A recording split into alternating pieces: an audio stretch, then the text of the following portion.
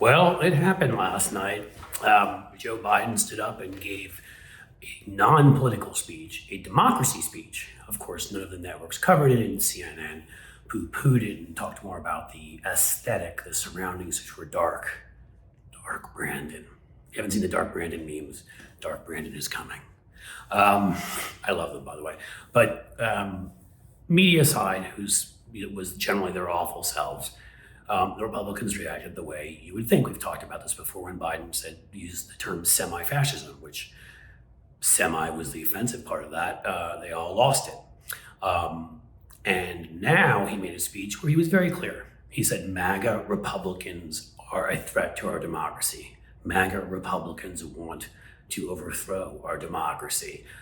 They are an authoritarian force. I mean, can anybody argue with that? And let's start by saying he was his usual generous self and gave them too much credit and said, I'm not talking about the majority of the Republican Party. Majority of them are mainstream, and I've worked with some of them he has on inflation and gun legislation.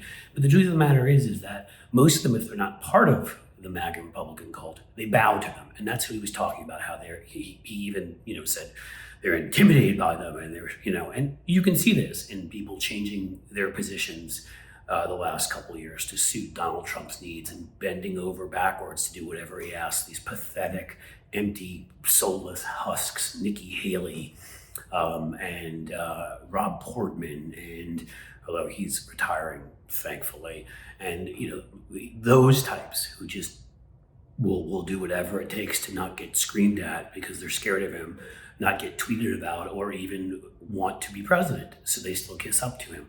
It's pathetic.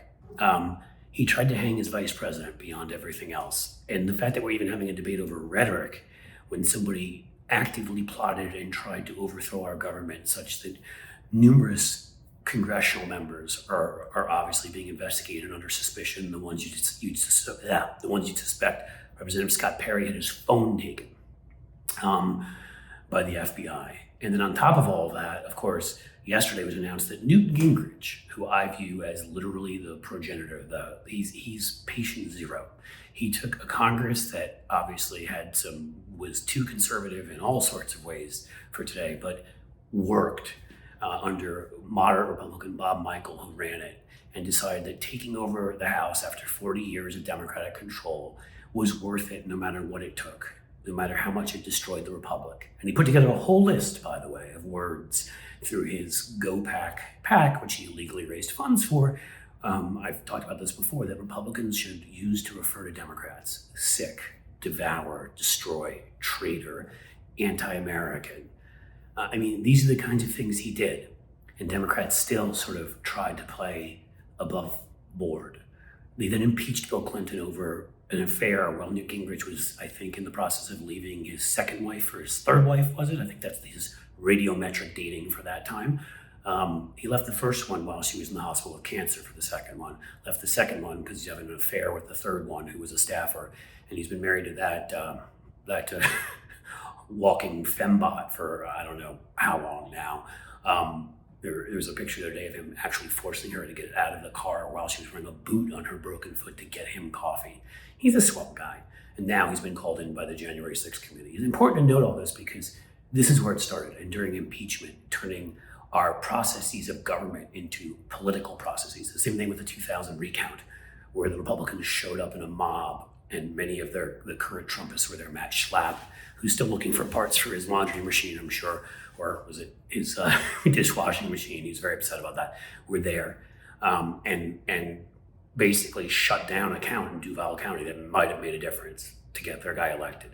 And Democrats have sat there and watched that and not fought back when they stole seats, when they questioned Barack Obama, when Sarah Palin said he palled around with terrorists and said that they started questioning his birth certificate. Again, swift voting, John Kerry.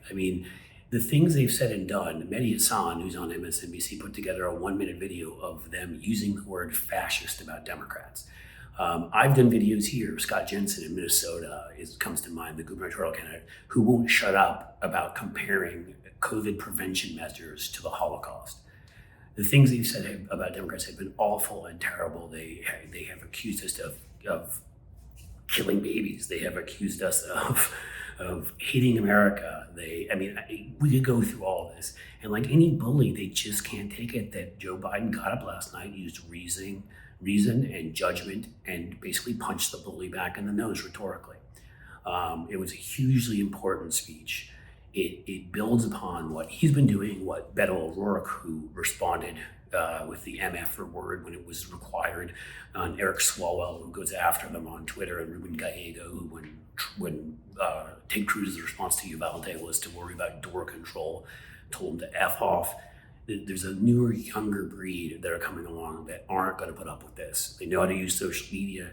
They are not going to cower in a corner. They're not cautious. They're not stuck in the Reagan years when Republican positions were actually a majority in some instances and are now virtually all in a minority. And the only way they can control things is because Arkansas has as many senators as California, and they gerrymander everything, and they steal Supreme Court seats and the rest.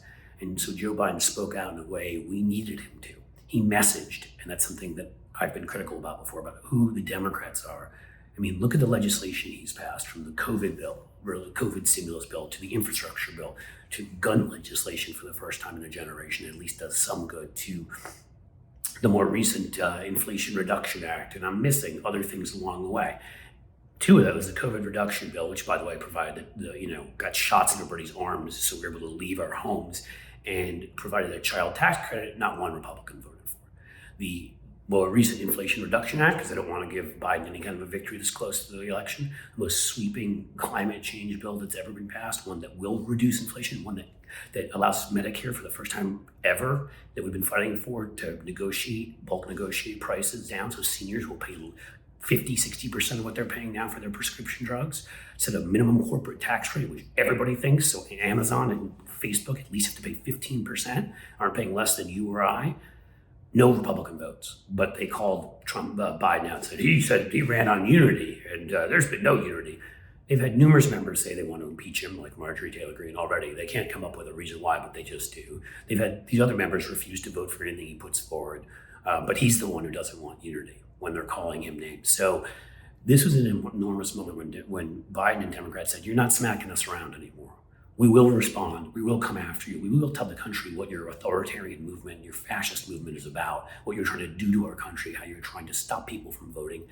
And it's incredibly important. So everyone should be really, really happy. And this makes me feel even better than I was already feeling about the midterms. Thanks for being here. Please subscribe, folks. Turn on notifications, like, comment, and tell your friends. Share these videos. Thanks so much.